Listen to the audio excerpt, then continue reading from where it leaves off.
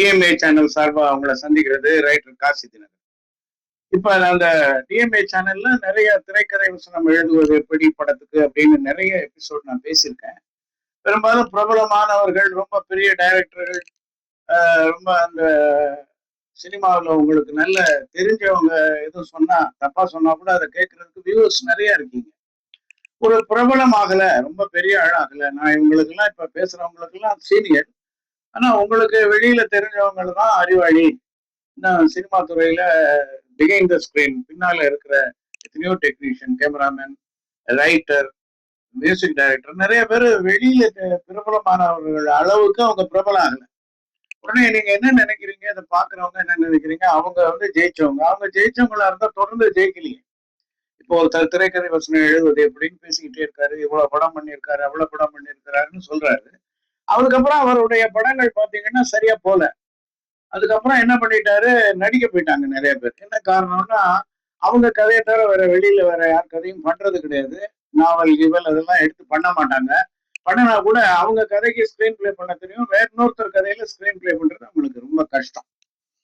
அதனால அவங்கள காணாம போயிட்டாங்க. ஒருத்தர் சொல்றாரு திரைக்கதை வசனம் எழுதுவது எப்படின்னா, அவருக்கு வியூஸ் நிறைய இருக்கு. எனக்கு எந்த பொறாமையும் இல்லை, வருத்தமும் இல்லை. அவர்லாம் எனக்கு ஜூனியர் தான். அவர் என்ன சொல்லிட்டு இருக்காருன்னு கேட்டீங்கன்னா, கமர்ஷியல் ஃபில்மு அப்படின்னு நீங்க நினைக்கிறீங்க. அது வந்து ஃபைட்டு, ஒரு 2 ஃபைட்டு சாங் இருந்தாதான் கமர்ஷியல் ஃபில்மு, அப்படிலாம் இல்லை. அதுக்கு நான் ஒரு உதாரணம் சொல்றேன் பாருங்க அப்படின்னு தப்பா பேசிட்டு இருக்காரு. டைட்டானிக்ங்கிற படம் பாத்தீங்கன்னா அது ஒரு கமர்ஷியல் ஃபில்மு. அப்போ அவருக்கு ஜானர்னா என்னன்னு கத்துக்கல. நிறைய புத்தகம் படிச்சிருக்காரு, அதை படிச்சிருக்காங்கிறாரு. நல்ல காலேஜ்ல ஸ்கிரீன் பிளே, டைலாக், ஸ்கிரிப்ட் லெக்சரரா இருந்திருக்கிறேன். பாரதி ராஜா இன்ஸ்டியூட் நிறைய காலேஜஸ்க்கு போயிருக்கேன். ஆத்தென்டிக்கா படிச்சுட்டு தான் வருவேன். சிட்பில்ல இருந்து எல்லாம் படிச்சிருக்கேன். அதாவது ஜானர் வேற, ஃபில்ம் வேற. ஜானர்ங்கிறது நிறைய ஜானர்ஸ் இருக்கு ஒரு படத்துக்கு. Murder mystery, fantasy, psychological thriller, அப்புறம் ஃபேமிலி, லவ், அப்படி நிறைய இருக்கு. அந்த மாதிரி ஜானர்ல டைட்டானிக்ங்கிற ஃபில்ம் ஒரு love, Romeo and Juliet love, Ambikapathy Amaravathi love, Laila Majnu, இதெல்லாம் லவ் ஜானரை சேர்ந்தது. இதுல கமர்ஷியல்ங்கிற வார்த்தை யார் கண்டுபிடிச்சதுன்னா நம்ம இந்தியன் பிலிம்ல தான். இந்த கமர்ஷியல் வெள்ளக்காரனுக்கு கமர்ஷியல், நான் கமர்ஷியல்லாம் பிலிம் அவன் எடுக்கிறது இல்லை. அதாவது கமர்ஷியல்னா ஓடுற படம் எல்லாம் கமர்ஷியல், ஓடாத படம் நான் கமர்ஷியல், இவ்வளவுதான். டைட்டானிக் ஓடிச்சு, அதனால அதை பத்தி பேசுறாரு. டைட்டானிக்னு ஒரு படம் அட்ரஸே இல்லாம போனா அது நான் கமர்ஷியல். அப்ப வீடுன்னு ஒரு படம் நிறைய பேர் பார்க்கல. அப்புறம் அந்த காலத்துல அவள் அப்படித்தான்னு ஒரு படம் வந்தது, கிராமத்து அத்தியாயம்னு ஒரு படம் வந்தது.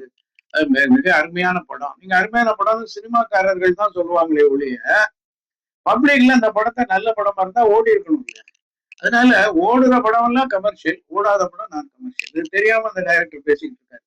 டைட்டானிக்ங்கிறது ஓடிச்சதுனால அது கமர்ஷியல். பட் அது கமர்ஷியல்னா ஃபைட்டு, டான்ஸ் அப்படின்னு யார் சொன்னா? நீங்களே சொல்லிட்டு இருந்தீங்க. வியாபார ரீதியா ஓடுற படம், ஒரு ஹோட்டல் வைக்கிறோம், அது வியாபார ரீதியா நல்லபடியா அந்த ஹோட்டல் ஓடுனா அது கமர்ஷியல் ஹிட். ஒரு ஜவுளி கடை, எது தொழிலா இருந்தாலும் அது மக்கள் விரும்பி அங்க நிறைய கூட்டம் போய் நல்ல உங்களுக்கு வருமானம் வந்ததுன்னா அது கமர்ஷியல் சக்சஸ் ஆன பிசினஸ். அதான் சினிமா. நான் கேட்கிறேன் அந்த டைரக்டர்கிட்ட, அவர் யாருன்னு பேர் சொல்ல நான் விரும்பல. கேட்டா உடனே நம்மளெல்லாம் அவர் யாருன்னே தெரியாது. ஆனா அவருக்கு நான் கேட்கிறேன், அவரு படம் பண்ற படங்கள்ல மியூசிக்கே இல்லாம படம் பண்ணியிருக்காரு இல்ல? அவரு ஆர்ஆர்னு ஒண்ணு சொல்றீங்களா, ரீ ரெக்கார்டிங்னு, பேக்ரவுண்ட் ஸ்கோர்னு, அது இல்லாம யார் படம் பண்ணீங்க? அப்ப அது கமர்ஷியல் தானே. பேக்ரவுண்ட் ஸ்கோர்னு அவங்கவுங்க வாழ்க்கையில பேசும்போது, ஒரு காதலர்கள் பழகும் போது, ஒரு வீட்டிலேயோ அல்லது ஒரு ஃபைட்லயோ எல்லாத்துலயும் பின்னணி இசை அப்படின்னு ஒண்ணு வச்சிருக்கீங்களா? அது யாரு? மியூசிக் டைரக்டர் பார்த்து வாசிக்கிட்டு இருக்காரு, அது கமர்ஷியல் தானே. ஒருத்தரை நம்ம பாக்குறோம், ஒரு ஆங்கிள் இருந்து பாக்குறோம். ஒரு ஹோட்டல்ல போய் உட்காடுறீங்க, 2 பேரை பாக்குறீங்கன்னா ஒரே ஆங்கிள் தானே பாப்பீங்க. அவரை சுத்தி சுத்தி வந்தா பாப்பீங்க. போலீஸ்ல கம்ப்ளைண்ட் பண்ணுவாரு. அப்ப ஷார்ட்ஸ்ங்கிறது என்ன? ஜூம் போறீங்க, நான் அப்படியே கூட போனேன், நான் சுத்தா பார்த்தேன், அப்புறம் சஜஷன் ஷாட்னா நான் பின்னால போய் நின்னா, அதெல்லாம் இல்ல. கமர்ஷியல்னா சினிமாவே கமர்ஷியல் தான். சினிமாவில நீங்க யதார்த்தமான வாழ்க்கையை எடுக்கணும்னா ஆர்ஆர் இருக்கக்கூடாது, பேக்ரவுண்ட் ஸ்கோர் இருக்கக்கூடாது, காமெடி இருக்கக்கூடாது. வாழ்க்கையில எல்லா இடத்துலயும் காமெடி கிடையாது. காமெடி ட்ராக்னு ஒண்ணு இருக்கு. அப்புறம் சாங்ல மாண்டேஜஸ் வச்சுக்கிட்டு அங்கங்க கட் பண்ணி பாடிட்டு இருக்காங்க. அங்கங்க ஒரு பாடுறவங்க கூட இங்க ஒரு பீச்ல ஒண்ணு பாடுவாங்க. அப்புறம் இவர் ஒர்க் பண்ண டைரக்டர் சங்கர் கூட இங்க ஒரு ஷாட்டு, 7 ஒண்டர்ஸ் அங்க ஒரு ஷாட்டு, வேற கண்ட்ரியில ஒரு ஷாட், இப்படிதான் டிராவல் பண்ணி போய் பாடிக்கிட்டு இருந்தாங்க. அவர் அவ்வளவு பெரிய டைரக்டர் எல்லாம் ஒர்க் பண்ணிருக்கான்னு சொல்றாரு. அவர் படத்துலயுமே ஒரே ஆங்கிள்லயே அந்த பாட்டு முடியுதா? டைரக்டர் ஸ்ரீதர் மட்டும் சாங்ல கண்டினியூட்டி வச்ச ஒரே டைரக்டர் ஆரம்ப காலத்துல அவர் தான். ஒரு சாங்ல இருந்து அப்படி ஓடுனா அடுத்த ஷாட்ல என்ட்ரி இருக்கணும். லெஃப்ட் ரைட் என்ட்ரினா லெஃப்ட் ரைட் இருக்கணும். கீழே அப்படி குறைஞ்சாங்கன்னா அடுத்த ஷாட்ல எந்திரிக்கணும். அப்படிதான் வந்து இலக்கணம் இருந்தது. ஒரே ஆங்கிள், மக்கள் பாக்குற ஆங்கிள் தான் அந்த கேமரா போகும். இப்ப அப்படி இல்லையே. ட்ரோன் ஒண்ணு இருக்கு. இப்போ ஒரு ஒரு அந்த அந்த டைரக்டர் படத்துல ஒரு கார் போய்கிட்டு இருக்கு ஒரு மலை பாதையில, மேல இருந்து யார் பார்த்தது? மேல இருந்து மக்கள் அப்படியா பார்த்தாங்க? உங்களுடைய கேமரான்னு என்னைக்கு வருது? கேமரா ஆங்கிள் என்னைக்கு வருதோ, ஆர்ஆர்னு என்னைக்கு வருதோ, அப்புறம் வந்து ஃபைட்ல எல்லாம் பஞ்சிங் சவுண்ட் யார் போடுறீங்களோ, அப்புறம் இலக்கியமா பாட்டு இருக்கும். சோ கலோக்கியெல்லாம் பேசிக்கிட்டு இருப்பான், கொச்சையா பேசிக்கிட்டே இருப்பான். திடீர்னு இலக்கண தமிழ்ல பாடுவான். அதை இன்னும் யாரும் உடைக்கல. அப்ப கமர்ஷியல் நான் கமர்ஷியல்னு சொல்றது நிச்சயமா சரியா படிக்காம நமக்கு ஒரு பாப்புலாரிட்டி இருக்கு, நம்ம என்ன சொன்னாலும் மக்கள் ஏத்துக்குவாங்கங்கிற ஒரு அறியாமையில சொல்றாங்க. கமர்ஷியல் நான் கமர்ஷியல் ஓடுன படம் எல்லாம் வெற்றி, ஓடாத படம் பிளாக். அது எம்ஜிஆர் படத்திலேயே ஓடுன படம் இருக்கு, ஓடாத படம் இருக்கு. அப்ப கமர்ஷியல் நான் கமர்ஷியல்ங்கிற இந்த ஜேனர் கிடையாது. இந்த ஜேனர்ல நீங்க கதையை ஒர்க் பண்ணும் போதே இது நல்ல கமர்ஷியல்ல ஹிட் ஆகும் தான் எல்லாரும் பண்றாங்க. இது கமர்ஷியல் நான் கமர்ஷியல்னு ஒரு கதையை பண்ணிட்டு இருக்காங்க. அப்படி இல்லை, எல்லா படமும் ஓடணும் தான். சகலகலாவல்லவன் எடுக்கும்போது கூட அது கமர்ஷியலா நான் கமர்ஷியலா ஓடுனதுனால கமர்ஷியல், ஓடலைன்னா நான் கமர்ஷியல். அவ்வளவுதான். ஓடல, வியாபாரம் இல்லை. அந்த ஏவிஎம்க்கு அது லாபம் கொடுக்கல. அதே ஏவிஎம் எத்தனையோ படம் எடுத்தாங்க, அதுல சில படம் ஃபிளாப் ஆச்சு, சில படம் சக்சஸ் ஆச்சு. இப்போ அவங்கள பொறுத்த மட்டும் as far as they are concerned, இது கமர்ஷியலா ஹிட் ஆன படம், எங்களுக்கு லாபம், அப்படித்தான் சொல்லுவாங்க. கமர்ஷியல் ஹிட் ஆகலைன்னு வைங்க, அவங்களுக்கு நஷ்டம். இப்படித்தான் சொல்லுவாங்களே ஒழிய ஜானரை கொண்டு உள்ள நுழைஞ்சுக்கிட்டு டைட்டானிக் வந்து கமர்ஷியல் ஃபிலிம் தான், அது கமர்ஷியல் ஃபிலிம் தான், ஓடிச்சு. ஓடாத படம் இங்கிலீஷ்ல எவ்வளவு அருமையான படம்லாம் இருக்கு, பெரிய ஹிட் ஆகல மக்கள்கிட்ட, பயங்கரமா ஹைலைட் ஆன படம் இருக்கு. சரி, அந்த டைரக்டர் நான் கேட்கிறேன், சைக்கோன்னு ஒரு படம் இருக்கு, அது வந்து கமர்ஷியலா நான் கமர்ஷியலா சொல்லுங்க? Psychological thriller, it's a commercial hit. So கமர்ஷியல்ங்கிற வார்த்தை வியாபாரத்தோட சம்பந்தப்பட்டது, படத்தோட சம்பந்தப்பட்டது அல்ல. படத்துல இங்க ஒரு கதையை அருமையா ஒர்க் பண்ணும் போது அது வியாபார ரீதியா வெற்றி பெறுமா பெறாதா அப்படின்னு எவனுக்குமே தெரியாது. அப்படி தெரிஞ்சாதான் எல்லாம் ஜெயிக்கிற படமா எடுப்பாங்க. அப்புறம் என் போய் தங்கலாறு கங்குவா தக் லைஃப் எடுத்துக்கிட்டு இருந்தாங்க, இந்தியன் 2 ஏன் எடுத்துக்கிட்டு இருந்தாங்க, பொன்னியின் செல்வன் ஏன் எடுத்தாங்க. இந்த டைரக்டர் அவ்வளவு படம் பண்ணியிருக்காரு, அட்டர் பிளாப் படம் கொடுத்திருக்காரு, ஏன் கொடுத்தாரு? அப்ப உட்காரும் போதே கமர்ஷியலுக்குன்னு ஒரு ஸ்கிரிப்ட் பண்ணணும், நான் கமர்ஷியல்னு பண்றது இல்லை. இந்த கதை டிமாண்ட் பண்ணுது, அந்த கதையில இந்த இடத்துல ஃபைட் வந்தா நல்லா இருக்கும்னா ஃபைட் வைப்பாங்க. இந்த இடத்துல வந்து ஒரு குத்துப்பாட்டு வச்சா நல்லா இருக்கும், அது it depends upon the screen play. இந்த ஸ்கிரீன் பிளேல ஒரு கோவில் திருவிழா நடந்தா அங்க ஒரு சாங் வச்சா நல்லா இருக்கும் அப்படின்னு, கோவில் திருவிழாவில கட்டாயம் சாங்கே வைக்காத படங்களும் இருக்கு, ஒரு திருவிழாவை காமிச்சிட்டு வந்த படமும் இருக்கு. அங்க ஒரு மர்டர் நடக்குது, அந்த மர்டருக்கு முன்னால ஒரு சாங் வச்சா நல்லா இருக்கும். இது வந்து ஸ்கிரீன் பிளே இலக்கணும். அவர் வந்து உட்கார்ந்துக்கிட்டு கமர்ஷியல் நான் கமர்ஷியல் ஒரு டைரக்டர் சொல்றாரு, எல்லா படமும் அடிக்கத்தனம் ஆயிடுச்சு, அப்புறம் எதுக்கு சினிமா துறைக்கு வாரீங்க? சினிமா எடுக்க ஏன் வரீங்க? சினிமாவில மார்க்கெட் டைரக்டரா இருந்து டவுன் ஆன உடனே நடிக்க ஏன் வரீங்க? வியாபாரம்ங்கிறது என்ன? பணம் வந்தா வியாபாரம், பணம் வரலைன்னா நஷ்டம். அது சினிமாவுக்கு தானே, இது ஒரு வியாபாரம் தானே, பெரிய கலை இல்லைன்னா அப்படியெல்லாம் கிடையாது. It's not an art. அது கர்ட் டக்லஸ்னு ஒருத்தர் ஆஸ்கார் நாமினேட்டட், அவனுக்கு வாழ்நாள் சாதனையாளர் விருது கொடுக்கும்போது அவர் சொன்னாரு, what you think about this ஆர்ட்னு கேட்டாங்க அவங்ககிட்ட. அவன் சொன்னா, it's not an art, it's my profession, I retired from this profession.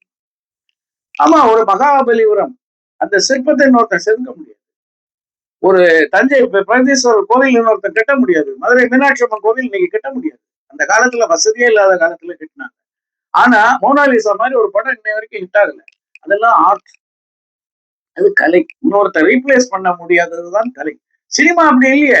அன்னைக்கு ஒருத்தர் அமிதாப் பச்சன் இருந்தாரு, அப்புறம் ஒருத்தர் வந்தாரு ஷாருக் கான் இருந்தாரு, அப்புறம் ஒருத்தர் ஹிந்தியில வந்தாரு, கன்னடம் தெலுங்கு மலையாளம் எல்லா மொழியிலையும் ஒவ்வொரு மொழியிலும் ஒரு நடிகர் இருந்திருப்பான், ஒரு மியூசிக் டைரக்டர் இருந்திருப்பான், ஒரு கேமராமேன் இருந்திருப்பான், ஒரு ஆர்ட் டைரக்டர் இருந்திருப்பான். அப்புறம் அதுக்கு இன்னொரு ஜெனரேஷன் வரும். அவ்வளவு பெரிய சிவாஜி கணேசன் இருந்த இண்டஸ்ட்ரியில இன்னைக்கு நடிக்கவே தெரியாதவன் எல்லாம் நடிகன்னு வந்துட்டான்.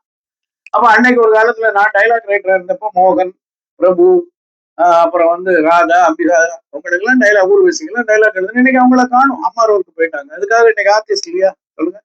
அதனால அன்னைக்கு ஒரு டைரக்டர் இருந்தாங்க, இன்னைக்கு ஒரு டைரக்டர் இருக்காங்க. அது எப்படி கலை ஆகும்? அதனால அது கலை அல்ல. கலைனா கலைஞ்சிரும், அதான் உண்மை. அதனால யாராலையும் ரீப்ளேஸ் பண்ண முடியாததுதான் ஒரு கலை. இப்ப அந்த ஒரு வீடு இருக்கு, அந்த வீடை இடிச்சுட்டு இதை விட அருமையா பிரம்மாண்டமா வீடு கட்டலாம். அது ஆர்ட் இல்ல. இந்த மாதிரி வீடு கட்டவே முடியாது. இந்த மாதிரி ஒரு தாஜ்மஹால் மாதிரி கட்டவே முடியாது. அல்லது இன்னைக்கு இருக்கக்கூடிய அந்த ஐஃபல் டவர் மாதிரி கட்ட முடியாது. மெட்ராஸ்ல இருக்கக்கூடிய வெள்ளக்காரன் கட்டின சில இதெல்லாம் இன்னும் இடியாம அப்படியே இருக்கு. அந்த மாதிரி இன்னைக்கு கன்ஸ்ட்ரக்ஷன் இல்லை அப்படின்னா அது கூட ஆர்ட் இல்லை, அது கன்ஸ்ட்ரக்ஷன் தான். ஆர்ட்ங்கிறது என்னன்னா ரீப்ளேஸே பண்ண முடியாததுதான் கலை. நான் அழகா சொன்னோம் தேர்ட் டெக்ல. அது மாதிரி நீங்க கலைத்துறையில நாங்க கலைத்துறைக்கு ஒரு பெரிய தூக்கி நிறுத்த வந்திருக்கோம். உங்களுக்கு முன்னால இருந்தவங்க கிளியா போட்டான்.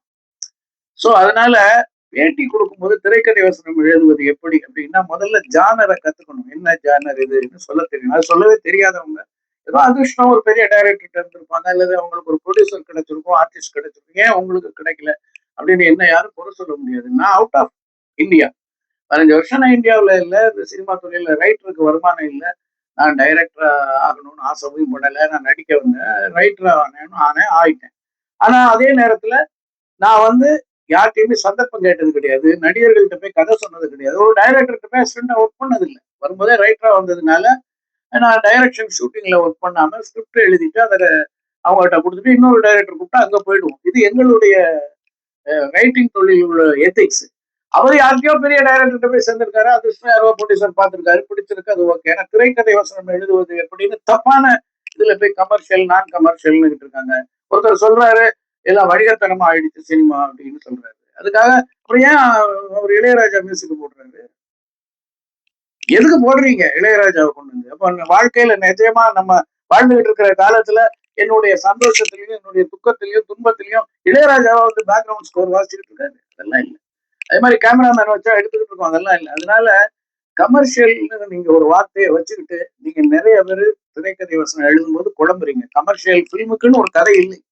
ஒரு கதை எந்த கதையிலையும் கமர்ஷியல் எலிமெண்ட்னு கொண்டு வரலாம், அல்லது கமர்ஷியல் எலிமெண்ட் நீங்க நினைக்கிற அந்த ஃபைட் சாங் இல்லாமல் கூட காவியமா ஒரு படம் பண்ணலாம். ஓடுனா நல்ல படம், ஓடலைன்னா மட்டும் இதான் உண்மை.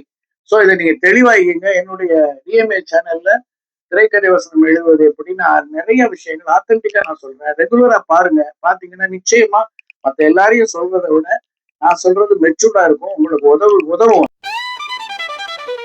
Hello newcomers, do you want to become a successful filmmaker? Watch the DMA channel. Watch the DMA channel. Senior writer Dina Carr is teaching and coaching perfect screenplay for movies. Don't miss this opportunity, guys. Watch and reach the heights of your goal. This lesson will be your passion wall.